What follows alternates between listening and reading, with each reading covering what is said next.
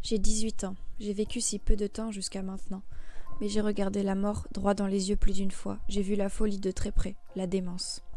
Et puis la joie aussi, j'ai vu des éclats de rire, des larmes et des sourires. J'ai vu les 1000 couleurs de la vie. J'ai crié, j'ai dansé, j'ai chanté, j'ai pleuré. Je me suis effondrée et j'ai tenté de me suicider. C'était ça, le cercle sans fin de mon adolescence. J'ai bu de l'alcool jusque tombé dans les pommes. J'ai vu des lumières tourner. Une fois aussi, j'ai été amoureuse. La première fois. C'était passionnel, voire obsessionnel.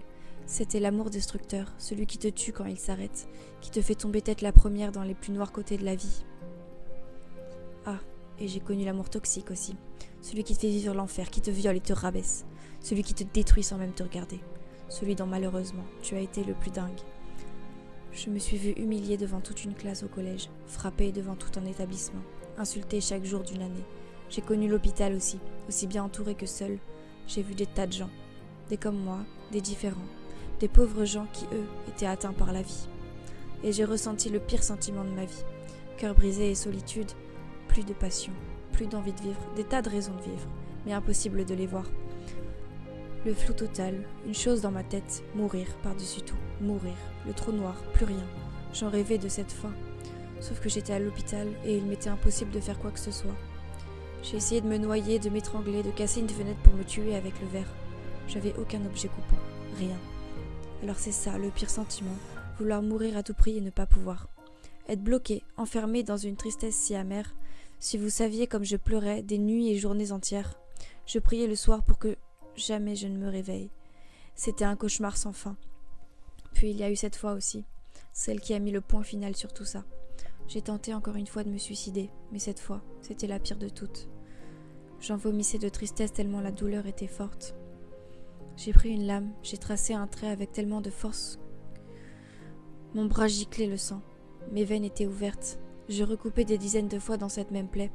J'envoyais mes os et mes tendons, tandis que je m'acharnais sur moi-même, je ne pensais plus à rien, c'était le vide. Seule une voix me disait « T'y es presque, la fin est là ». J'avais quand même peur, je me demandais ce qu'il y avait après la mort. J'ai perdu tellement de sang, si vous saviez, on aurait pu remplir des seaux entiers.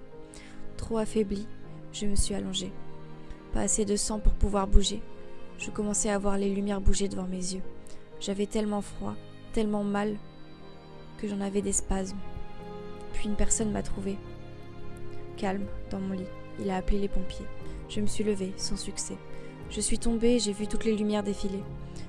Je me suis vue partir, mais au final, je ne suis pas morte. On m'a recousue. J'ai pas pu me lever pendant plusieurs jours à cause de la perte de sang. Mais je suis en vie. Pourquoi ? Parce que même avec l'acharnement, je n'ai pas été capable de couper entre les tendons, là où il y avait les artères. Comme quoi, même au fond d'un cauchemar, notre instinct de survie est présent. 3 mm de plus, et c'était la mort. Pourquoi j'ai dit que c'était le point final ? Parce que depuis ce jour, je n'ai jamais réessayé de mettre fin à ma vie. J'ai eu des rechutes, mais jamais je n'ai tenté quelque chose contre ma vie. J'ai résisté et je résisterai encore. Mais malgré cet immense trou noir qu'était ma jeune vie, je ne sais toujours pas qui je suis. Je ne sais toujours pas ce qui me fait vibrer, ni me fait rêver. Je suis heureuse et amoureuse, mais je ne sais pas ce que je fais et pourquoi je le fais. Je sais juste que par tous les moyens, je ne me suiciderai pas tant qu'il n'y a, ne serait-ce qu'un tout petit espoir que ma vie reprenne le dessus.